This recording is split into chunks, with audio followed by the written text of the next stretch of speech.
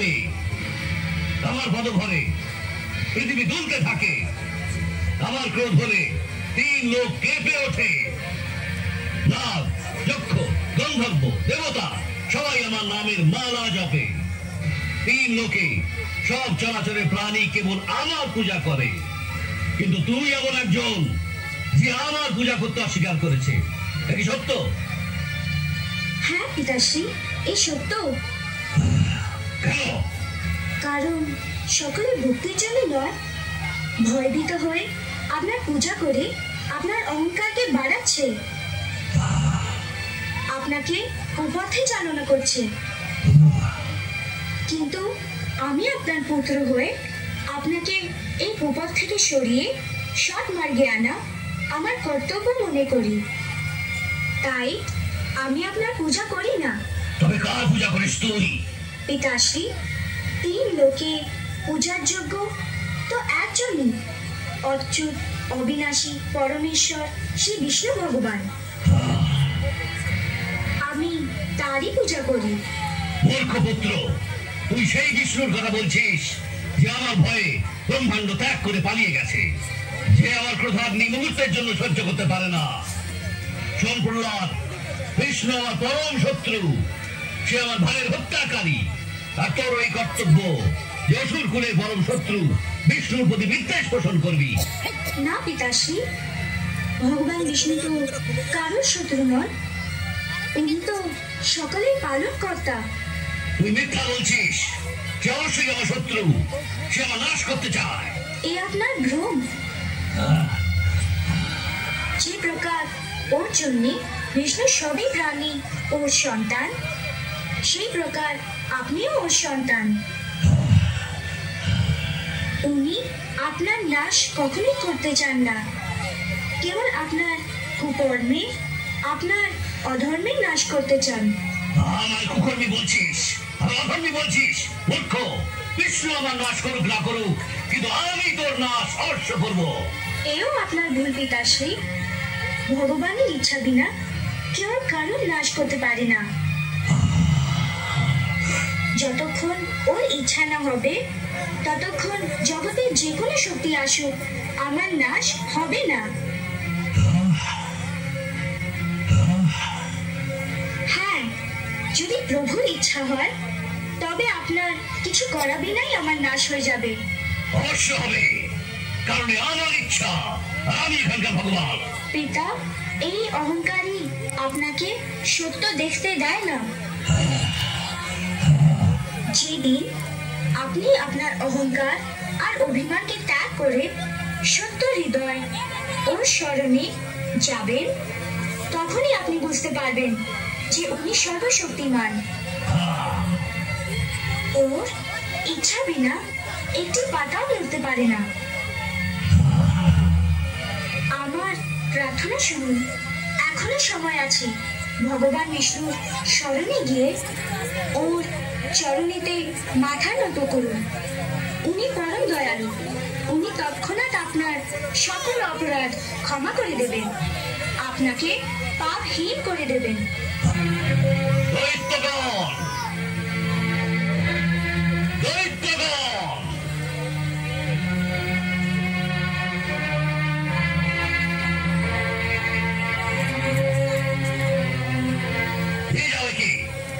জীব কেটে দাও, আমাকে পাপহীন করতে চেয়েছিল, প্রাণহীন করে দাও। কে শরীরের যে অংশ থেকে সারা শরীরের হানি হয়, সেই বিনষ্ট প্রায় অংশকে কেটে ফেলা উচিত।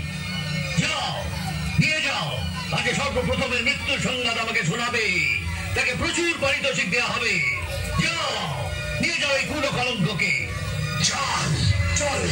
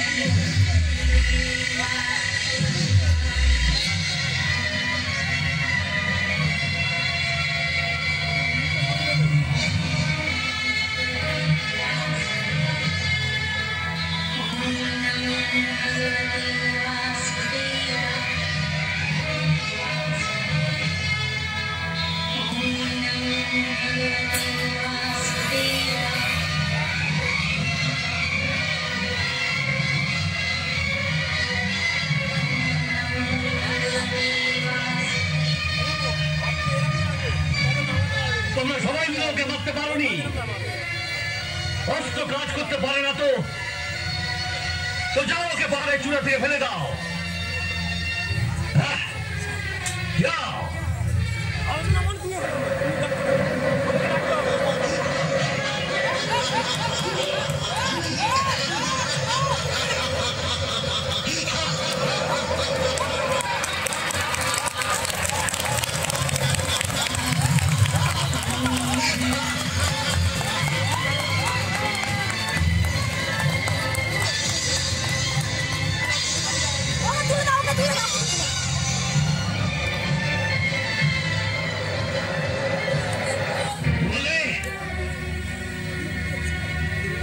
চূড়া থেকে ফেলে দিয়েছে তো বউ মরেনি, তবে অবশ্যই কোনো মায়াবী ভালো। দাদা, আপনার দ্বারা যদি না মরে থাকে তবে আমার হাতে সঁপে দিন।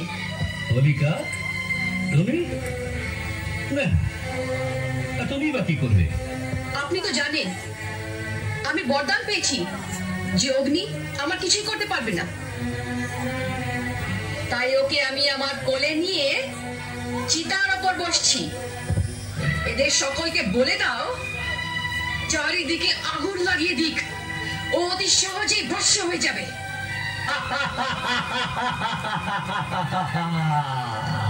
এবার তুই বাঁচতে পারবি না। ভগবতে বাসুদেবায়, ওম নমো ভগবতে বাসুদেবায়।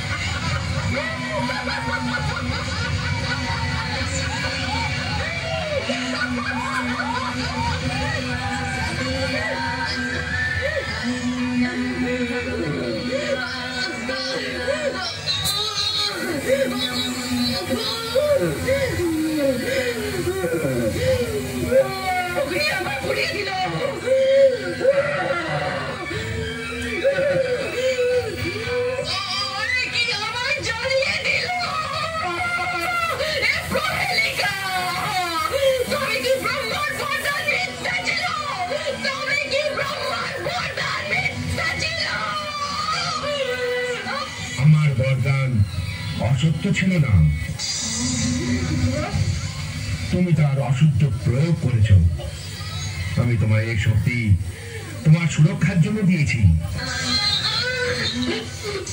যদি এর প্রয়োগ তুমি অন্যের নাশের জন্য করো তবে তা স্বয়ং তোমারই বিনাশ করবে।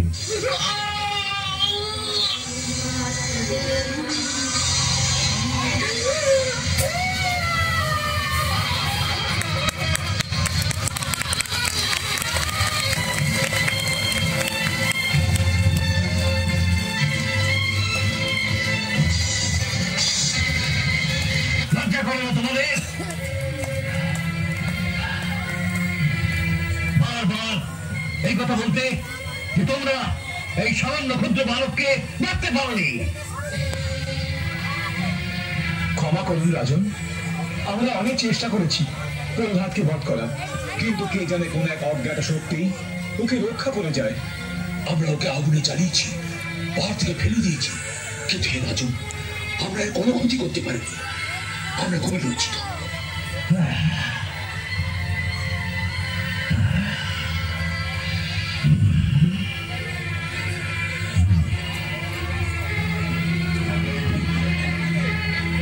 মূর্খ, তুই খুবই উচ্চণ্ড হয়ে গেছিস। তুই আমার অন্ত শক্তিকে আহ্বান জানিয়েছিস। আমি এখনই তোকে জলালয়ে পাঠাবো। এবার আমি তোর কাল হয়ে তোকে ধূলিসাৎ করবো। তুই কার বলে বলিয়ান হয়ে এত দম্ভ করিস? কার বলে বলিয়ান হয়ে যিনি সবার বল। পিতাশ্রী, আপনাকেও তিনি বল দেন। কেবল আমার আর আপনার নয়, বরং সংসারের সকল বলবানের বল তো কেবল উনি। পিতাশ্রী, ভগবান শ্রী হরি খুবই দয়ালু, তাই এখনো সময় আছে। আপনি আপনার অভিমান ত্যাগ করে ওর শরণ নেন। উনি অবশ্যই আপনার অপরাধ ক্ষমা করে দেবেন। আপনি ক্রোধ ত্যাগ করুন পিতাশ্রী। এত অল্প বয়সে এত বড় কথা? আরে এখনো তো তুই ঘর পর্যন্ত উঁচু আসনি, আমায় শিক্ষা দিচ্ছিস? পিতাশ্রী, আপনি আবার ভুল করছেন। আপনি যাকে অল্প বয়স বলছেন তা আমার নয়, এই শরীরের বয়স। পিতাশ্রী, আমি এই শরীরের ভেতর আত্মারূপে কথা বলছি। তার বয়স তো অনন্তকালের, তা নিত্য। আর আমি যাকে আত্মা বলছি তাও অন্তিম সত্য নয়। আত্মা তো পরমাত্মারই প্রতিবিম্ব মাত্র। সেই দৃষ্টিতে সব শরীরে পরমাত্মাই বাস করেন। তা আমার শরীরে আছে, তা আপনার শরীরে আছে, তা সংসারের সমগ্র কোণে কোণে আছে। প্রতিটি বস্তুর মধ্যে, আকাশে, ধরণীতে, হাওয়ায়, আপনার মধ্যে, আমার মধ্যে, সাধু সন্তদের মধ্যে, আর ওই দৈত্যদেরও মধ্যে। আপনি বিশ্বাস করুন পিতাশ্রী, উনি সৃষ্টির কোণে কোণে আছেন। সব বস্তুতে? হ্যাঁ পিতাশ্রী। হ্যাঁ পিতাশ্রী, আমি তো ওকে এই প্রাসাদের সব বস্তুর মধ্যে দেখতে পাচ্ছি। এই স্তম্ভের মধ্যে দেখতে পাচ্ছিস তোর পরমাত্মাকে? হ্যাঁ পিতাশ্রী, উনি এই স্তম্ভের মধ্যে আছেন। যদি সে স্তম্ভের মধ্যে থাকে তবে আমি এখনই স্তম্ভকে চূর্ণ বিচূর্ণ করে দিচ্ছি।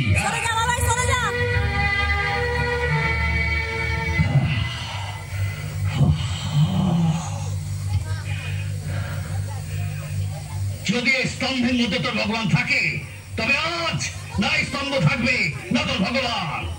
যদি শক্তি থাকে তোর ভগবানের তবে মন থাকে, বাঁচাক নিজে নিজেকে, বাঁচাক নিজে নিজেকে।